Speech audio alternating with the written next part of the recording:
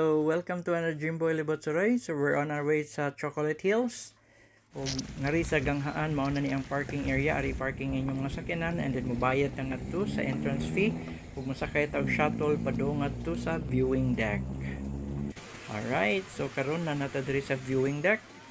So, diri na magsugod ang uphill. So, naay hagdanan diri, padung sa ibabaw. So init ang panahon or nindot kayo ang panahon, klaro kayo ang visibility sa layo nga lugar. O bisan init ang panahon, bugnaw lang gihapon kay kusog man ang hangin diri, mawara ang kainit. So dara makita ninyo ang view. Pero mas manindot pa gini kung maabot na tangan to sa pinakatuktok, gamayng sakripisyo para sa nindot kayo nga view. Alright. Wow. So kanindot sa view nga rin sa ibabaw guys, na color into brown. So relaxing kayo nga rin, naaming nga rin sa kilid, naglingkod-lingkod, nagtanaw sa view, chill lang kayo tanan guys, kay hangin bugnaw kayo diri sa ibabaw. Oh, kanindot sa mga cone guys. So sa next part na to ani nga video, mahapit nga to sa man-made forest.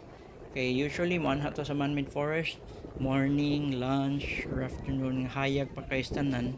So karon ganahan sad may maka-experience kung unsa ang man-made forest, kung after na kayo kanang padung na mungit-ngit ba, kung unsa sa dang iyang ambient kung ingana na.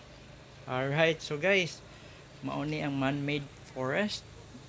Sa kilom-kilom or padung na mungit-ngit ang man-made forest. So mingaw na kay siya guys, wala sa suga diri guys. So kung mungit-ngit ni nga ring ngit-ngit jud kay tanan, panagsa na lang sa kayo ang naymoagi. Pero nindot kay siya tanahon guys, lahi ra gyud sa buntag or kanang hayag pa kay tanan.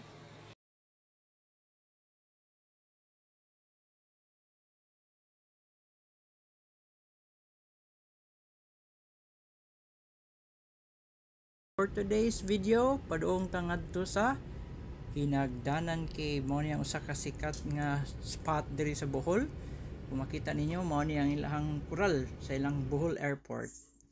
Alright, so mao ni ang pinaka main entrance sa Hinagdanan Cave. Alright, so musud na ta. Og ngari padulong naog. So sakto rin yung kaya guys, nindot na kay nanay railings nga makakupot ka. Kita mo na daghang mga langgam nga nangagi. So mulapos na sila nga tusad sa ilaw, nga tusad sa pikas nga nay lungag.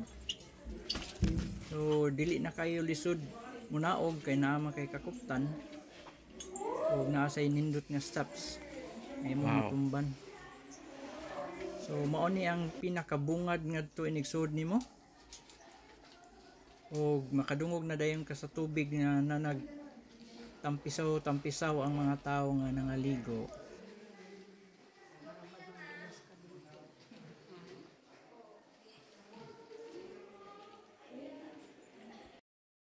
Alright guys, so kung makita niyo mo na ilahang pinaka main swimming area, o ma-appreciate sa gyud nimo diri guys ang ilahang stalactite sa ibabaw nga nagbitay nga mga nindot kay tan-awon. Wow, kanindot sa tubig guys. Bugnaw diri sa ilawom. Ito pa, ni dive. So aso sa na ron testingan ron tao-tao di kaligo nato. So wow, maka-amaze nindot diri guys. Wow. Nice.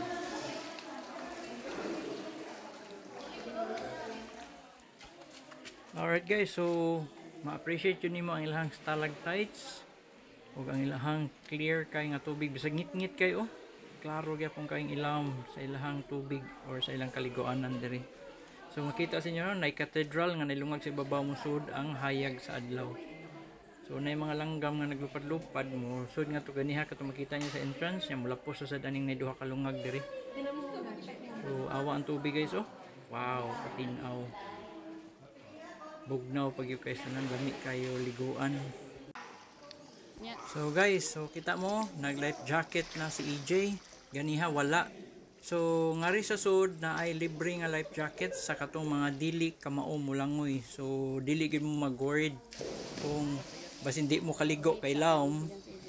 So na life jacket, manghuwam lang mo na nagbantay diri sa sod, wala na bayad. So dere ato nang testingan, mo dive na ta, maligo na, let's go.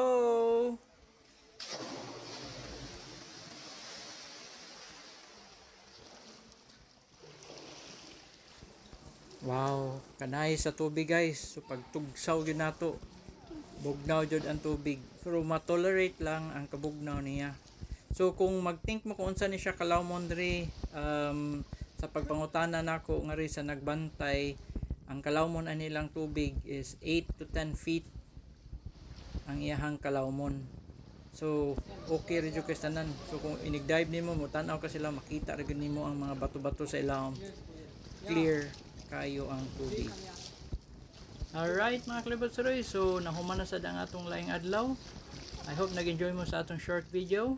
Sa sunod na video na sad. Bye-bye!